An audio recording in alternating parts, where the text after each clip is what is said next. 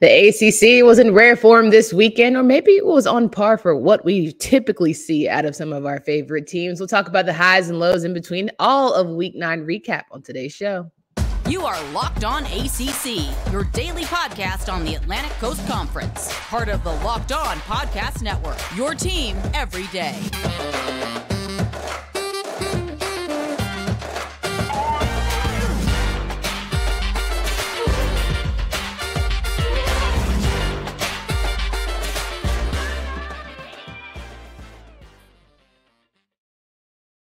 What's up, everybody? Welcome to today's edition of Locked On ACC. I'm your host, Candace Cooper, joined by Kenton Gibbs of Locked On Wolfpack. Each and every day, you can find us wherever you listen to podcasts. Make sure you download, subscribe to the pod from anywhere you listen. Hit us up on our YouTube page.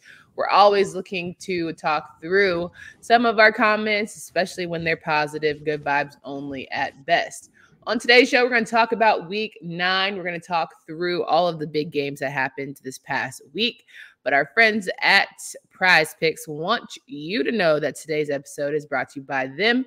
PrizePicks.com/LockedOnCollege and use code LockedOnCollege for a first deposit match up to $100. Daily fantasy sports made easy. Good weekend of football, but let's talk through it with Kenton Gibbs of Locked On Wolfpack. Absolutely. I knew Candace was going to be perturbed by my sign a little bit there. For those of you who are listening and not watching, the sign said NC State is the only winner of all the North Carolina-based ACC schools this weekend. And, you know, what a time.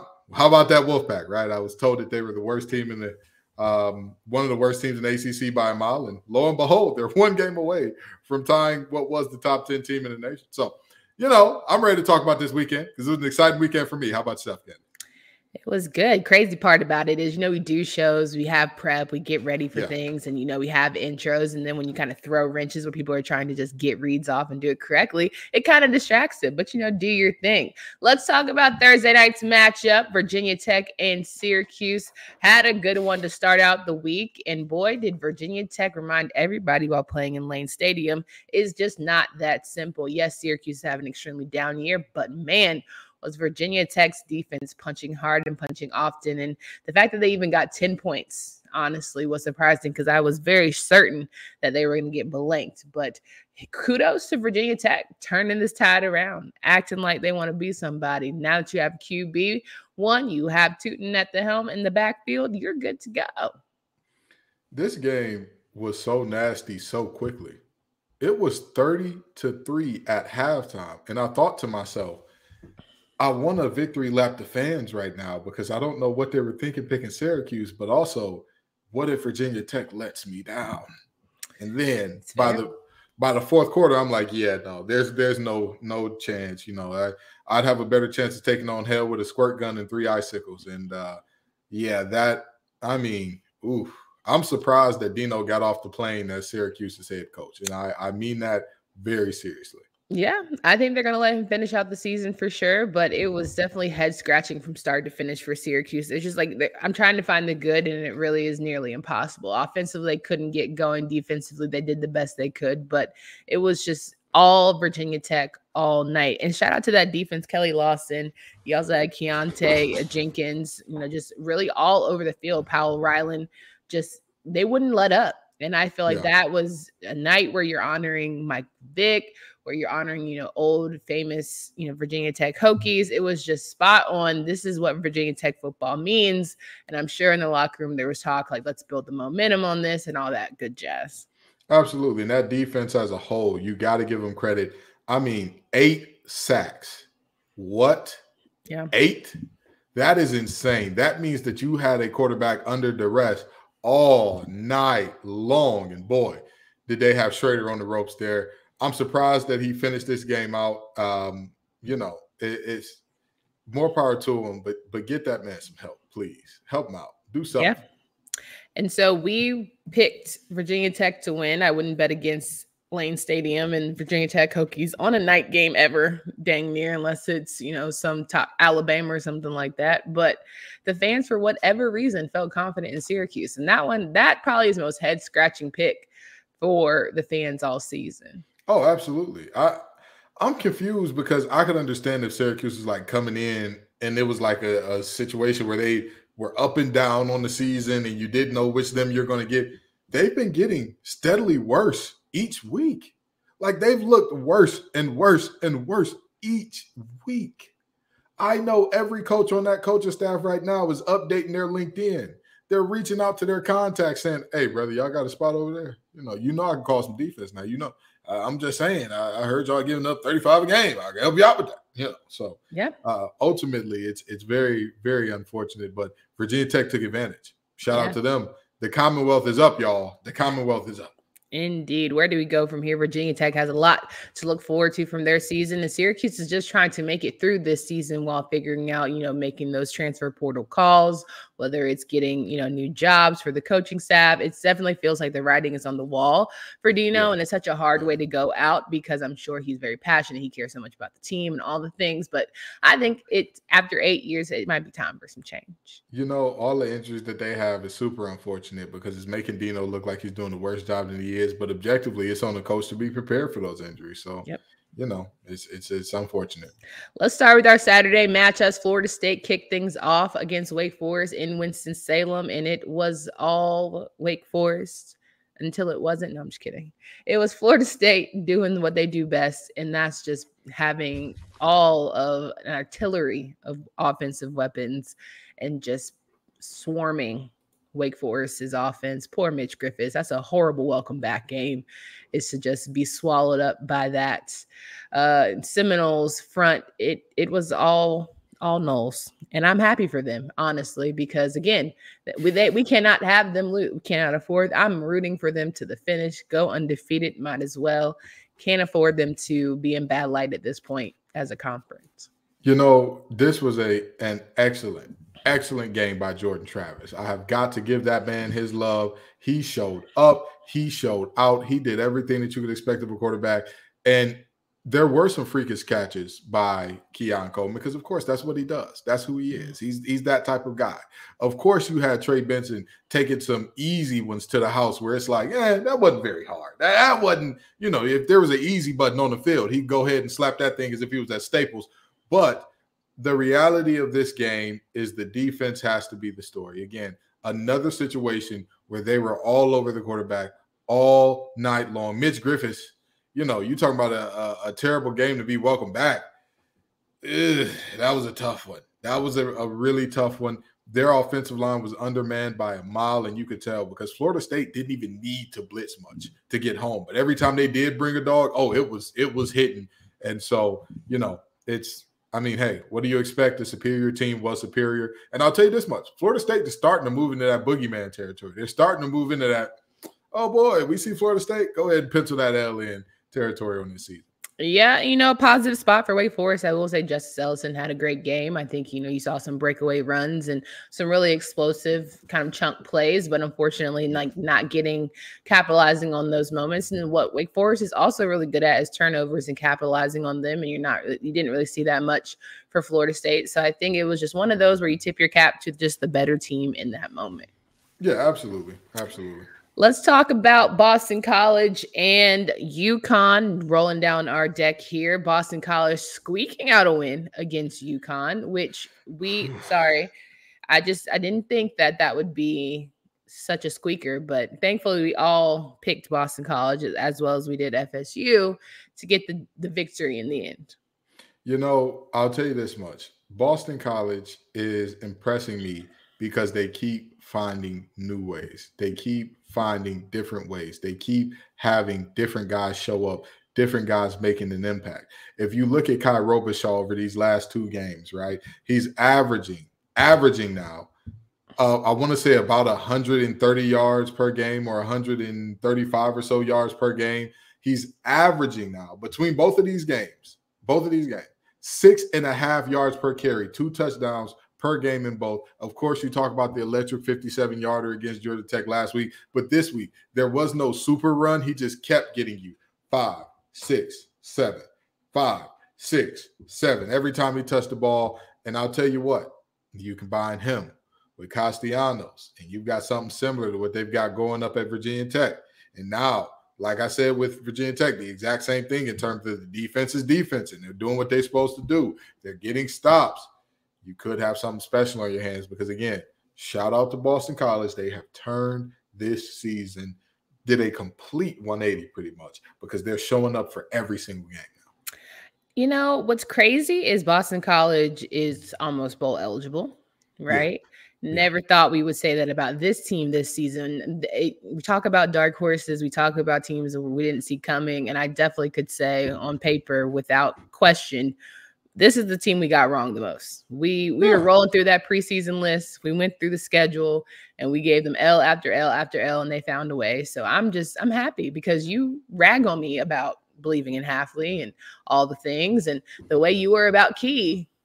He figured it out this week, but Hafley has been figuring it out, and so has his team. So I commend them for not throwing in the towel.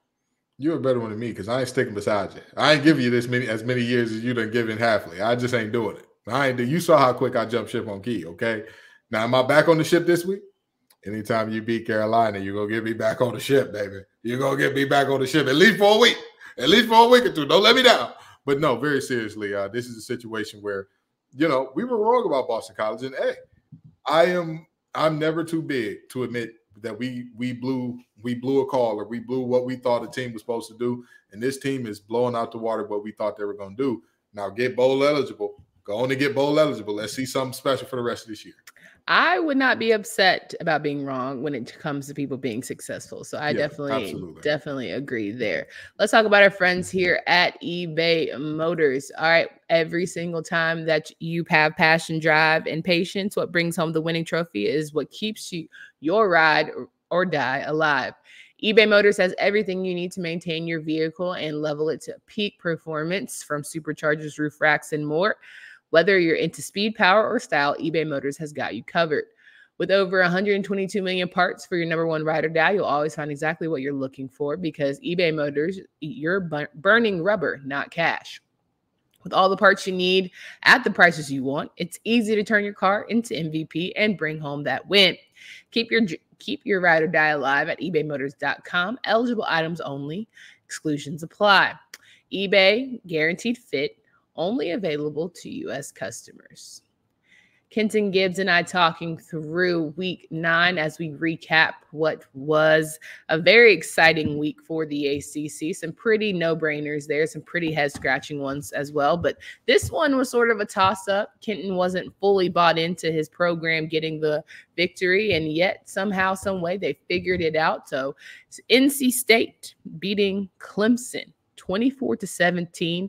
Homecoming weekend, and all the vibes, all the feels. You bring everybody back, and you sit there and say to yourselves, anytime you have Clemson and NC State, you know you're going to get a classic. And this time was no different, except NC State came out on top in a nice way. Hey, Steve Smith Sr., ice up, son. Ice up. No, but very seriously, this was a game in which, I mean, hey, I'm not going to lie to you and say I saw the Pack winning this game, but I also said that this was going to be a toss-up game. I talked about it on Locked On Wolfpack. I said that I thought this was going to be an ugly 14-13 loss for the Pack. But, you know, the reality is Cade Klubnik is worse than I thought, again. And this defense absolutely showed up. But let me tell you about a bad man that I know, okay? A bad man, only 18 years old, was slow dancing at prom. Slow dancing at prom, this wee little sawed-off receiver named Kevin Concepcion. When I tell you he's like 7-Eleven, he's always open. When I tell you he's got the moves like Jagger, he's got the hips, he'll shake you out your shoes. You going this hard after one game? No. Have you seen what Kevin Concepcion has been doing all year? The boy got butterfingers, but go ahead. We're not going to talk about the drops. He's all a right. freshman. All right. Okay. And guess what? And back to what I was saying. Mm-hmm. On top of the moves like Jagger, he's got even leaving speed. You know what that means? If you got an angle, you need a better angle, because if he's even with you, he's leaving you. He's going on to glory. And by glory, I mean to the end zone to celebrate. This young man has done it all for the Pack. In this game, he was their leading receiver. He was their leading rusher. This is the second game of such in this year for NC State. A true freshman has shown up and been their leading rusher and receiver in multiple conference games. Mr. Concepcion, go ahead and take a bow, because you're showing out. You're showing your whole behind in front of the nation. and we love it in Wolfpack Nation, brother. Keep it going. It sounds like the constituents might need to find some money if they want to keep this one around, because the way they're rolling, it's going to be a whole another 9-win season, and he's going to get frustrated, and he can go somewhere like a Keon Coleman to Florida State and get national championship conversations. First of all, Keon Coleman coach was too busy on the creep train, and that's why he had to go somewhere else, okay? Let's not bring Keon Coleman into this. And more importantly, KC has said multiple times he's locked in, he's strapped in. Keon Coleman played at Michigan State for multiple years before he skedaddled on out of there. And also, the young man has affirmed that he is with the pack. So let's keep that there. Everybody's with the pack till the money hits. Okay. It's interesting how last week it was Kenton gave up on the season, and this week it's, oh man, your player is so good, they gonna leave. It's real interesting how you didn't even pick your team, so hush. Anyway, I'm just saying it's interesting how the narrative changed. That's all I'm saying. Where do we go from here, Clemson fans? If you're listening and listening closely, I hope you know power rankings is not going to be too kind to y'all, because losing 3 conference games this season, they lost 4 so far. 4, back to back since 2011. That's crazy stat. And what a lot of people are saying is, okay, Dabo didn't get with the times. He's too busy trying to be like Clemson way or no way, and not really trying to grow with the game in terms of NIL, portal, all that kind of stuff. You're supposed to just be down in on what we've got going on. And that's cute when you have a Trevor Lawrence. It's great when you have a Deshaun Watson. It's fine enough, right? It doesn't work when you don't have a generational quarterback talent and you really don't have receipts. Sammy Watkins is not walking through that door. No. Right? DeAndre Hopkins ain't walking through that door. Mike Williams. Will Shipley is doing all that he can. But I mean, it's just not enough. And I think we're not Travis Etienne. We're just having a time here where we're seeing the demise, but it's only 1 year. So are we going to write off Clemson? Absolutely not, because they've given us some really great conference moments and national conversations. But I think overall, it's time to say we might have to look within. We might have to just have that talk with ourselves. He might need to call up Nick Saban and figure out, how do I do this? How do I prolong my success? And Nick's probably going to tell him, you might want to go ahead and get in on the game, big dog. Yeah, I mean, absolutely. Nick Saban ain't afraid to hop in the portal. I'd be surprised if Saban didn't hop in the portal for another quarterback next year. Now, the problem is, I don't think that this is a overnight fix for Clemson, because we're seeing cracks in all types of things. We're seeing stuff that out of Clemson that's like, we have never seen this before. Not even talking about just the losing. I'm talking about the off the field stuff where it's like, oh, there's a lot of dissension and there's a lot. Clemson for a long time was we're one big happy family. Machine, yeah. Nobody is sad at Clemson. We are all happy here. Okay, it's giving Colt. It's giving Colt with the eyes. I mean, but that's what it was. That's what it was. And now all of a sudden you got all these people saying, "Oh, he hates it here, and he's transferring, and he doesn't like it," and da da da da. It's really unfortunate. But the reality is, every empire has to fall at some point. Well, I also think it's like nobody's bigger than the game, right? Yeah. Like even Nick Saban has moments. He's not a top 4 team. He's not in college football playoff considerations right now. Dabo's not bigger than football. He's not bigger than college football. He's not bigger than the transition that is existing right now. If he doesn't tell Cade to go on about his way, somebody will. I think it's going to be a matter of, if you don't figure out how to get your butt in that portal and start putting money where your mouth is, you're going to find yourself competing for ACC championships instead of national championships, which is what you're used to. Competing for ACC championships. Them boys competing for a bowl game right now. I'm trying to be nice. There are only 3 teams in the conference at the moment that have 4 conference losses: Syracuse, Wake Forest, Clemson. That's it. Are those all Atlantic teams? Oh, yeah, they are. That's crazy, because everyone told me the Atlantic was just so hard. Here we go. So hard. Everyone told me about how it was so competitive over there on the A side. But when you get over in this coastal and you got people spoiling everything, we'll talk about that in a minute. Now everybody want to act like, oh, well, why are you so upset? Come on. Give me my, all right. You were the main one on the Atlantic train. I literally said before the season started, do not use this 1 year as, oh, the Atlantic is not tougher because things got easier this year. Oh, no, Bucko. Oh, no, man. Like we've already talked about. No. If we look at all the legends, all the current Pro Bowlers, all all pro guys in the NFL from the ACC? What part of the division or what division are they from? This is what we're not. What division doing. is Lamar from? What division is Deshaun from? What division is Trevor from? Doing. Like, what are we doing here? You're talking about anomalies, first of all. Let's talk about guys in the trenches. I mean, we can talk about Virginia Tech. We can talk about Georgia Tech. We can talk about my. Are you serious? If we're talking the trenches, where's Big Ick from? The highest drafted offensive player in his draft. Where's he from? All right. I'm talking about the whole collective. Either way it goes, you were very high on the Atlantic, and now you find some teams at the bottom of the pack. That's all I'm telling you. Run back the tape. Okay. Run back the tape where I specifically said if this year the Atlantic, I hate a receipt. I don't want to hear. I hate a receipt, but I ain't got a bad brain. But I don't have a bad brain. I love one. Let's roll it back. Roll the tape. Roll the tape. Okay, we'll get you on rev.com and get your word for word. Yeah. Okay, let's do it. Let's keep this one really short and sweet here because I'm not trying to waste too much time giving any kudos to our friends there at Notre Dame, but we'll have to do it. But first, PrizePicks is today's episode sponsor, and PrizePicks is the largest independently owned daily fantasy sports. There it is, platform in North America. They are the easiest and most exciting way to play DFS. It's just you against the numbers. Quick withdrawals, easy gameplay, and enormous selection of players and stat types are what make PrizePicks the #1 daily fantasy sports app.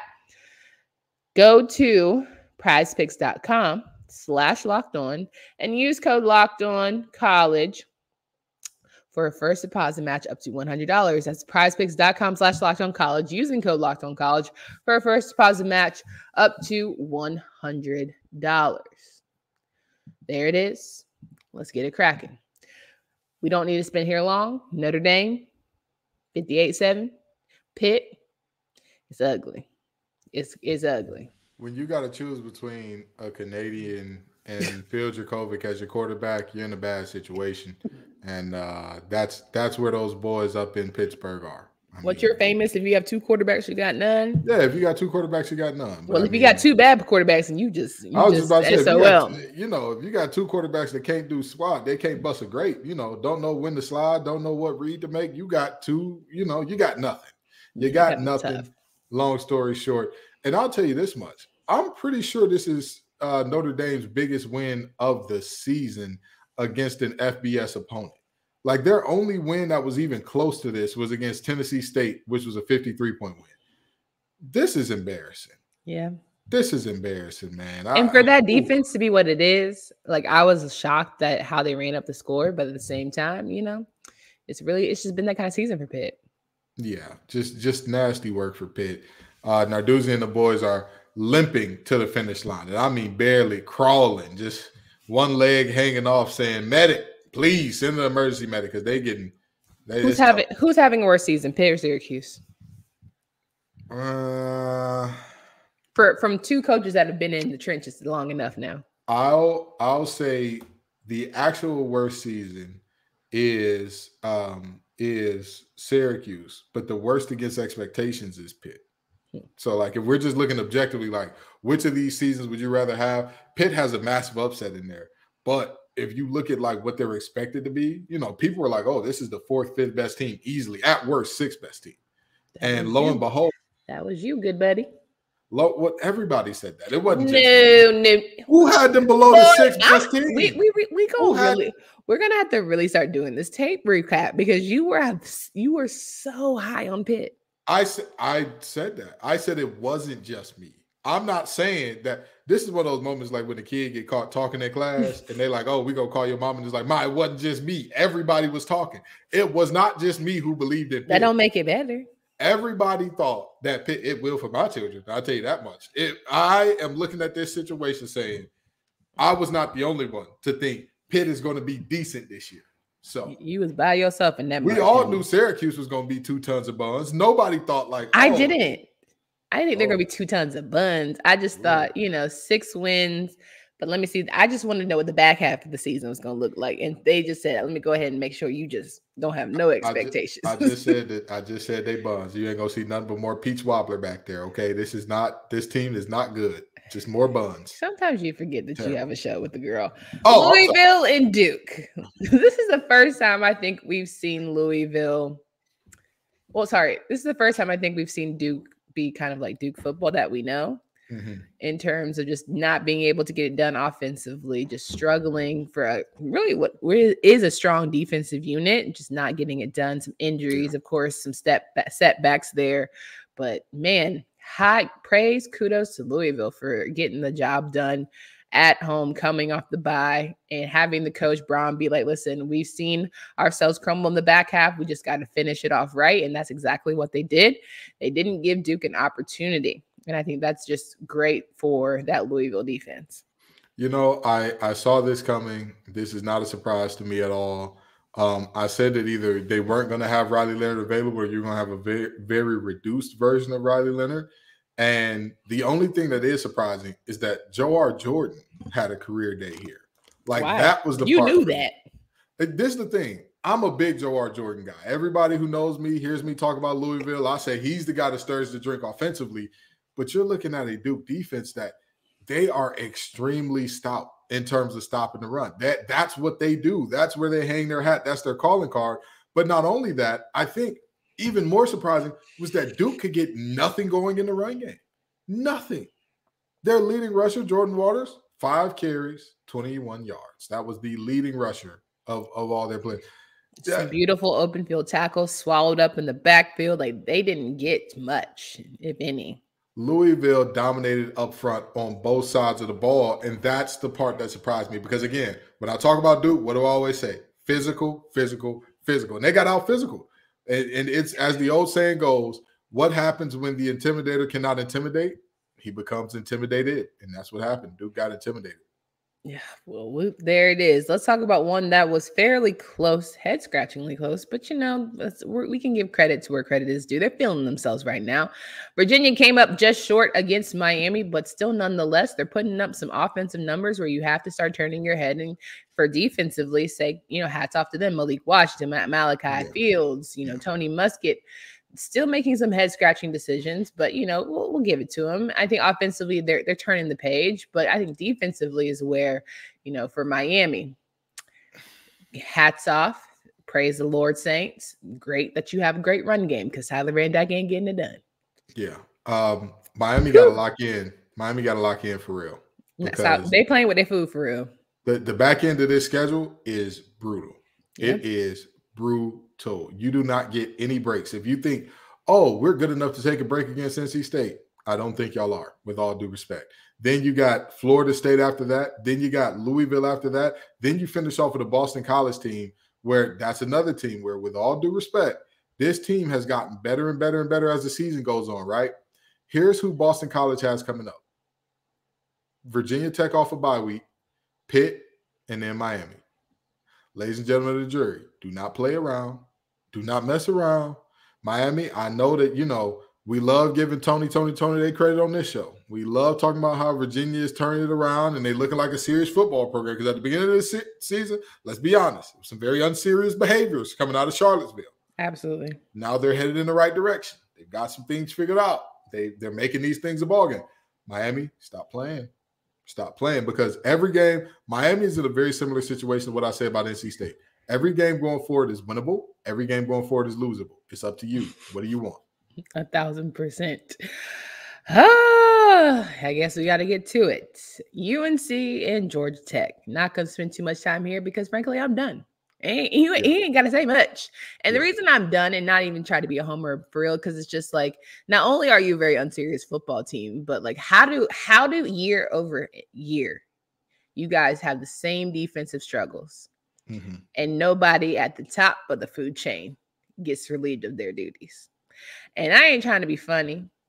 I just think that we're at a point now where you got to look at yourself in the mirror and have some pride about you. And as a defensive guy, I'm sure you've had those hard games, those one where you want back, but to consistently get ran over, to consistently have 2 generational quarterbacks that you pretty much wasted their time in Chapel Hill, it's frustrating. And I'm cool if Mack goes ahead and retires. I think it's about that time. You know, When I told everybody, hey, this defense, I'm not sure about them. I'm not sure what they're going to look like. They're replacing a lot. I was told, oh, you're a hater. You're a homer. You're all the things. They're 1-2 in their last 3 games. The point totals allowed 31, 31, 46. Babes, allowing 100 points over the course of 3 games is not good.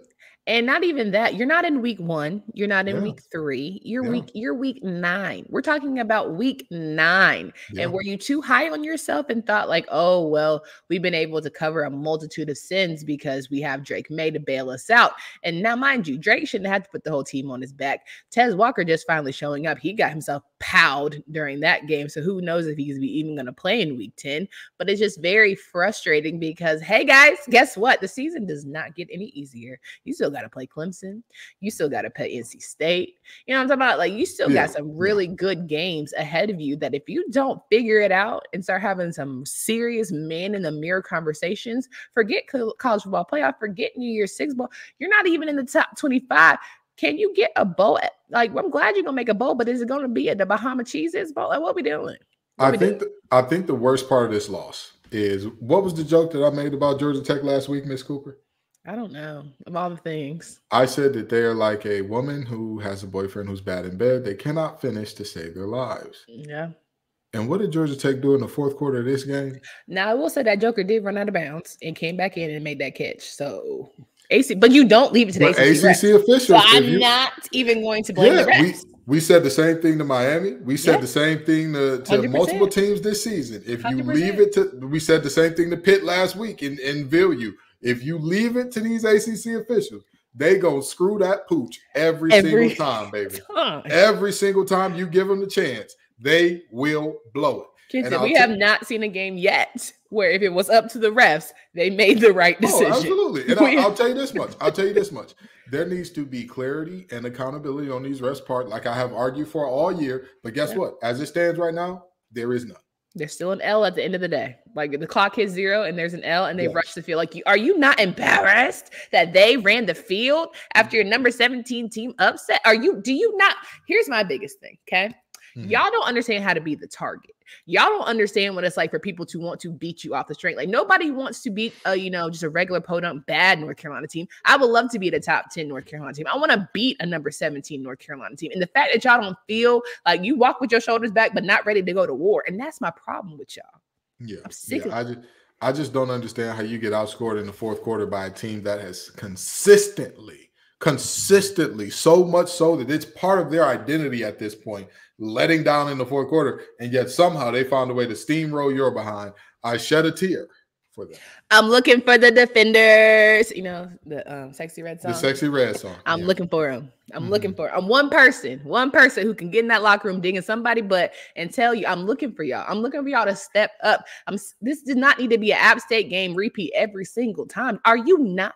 Do you not feel shame? We need to bring back shame. Bring back shame. Bring back shame. Y'all don't put no Letterman jacket on. Don't put no UNC football. Bring back shame.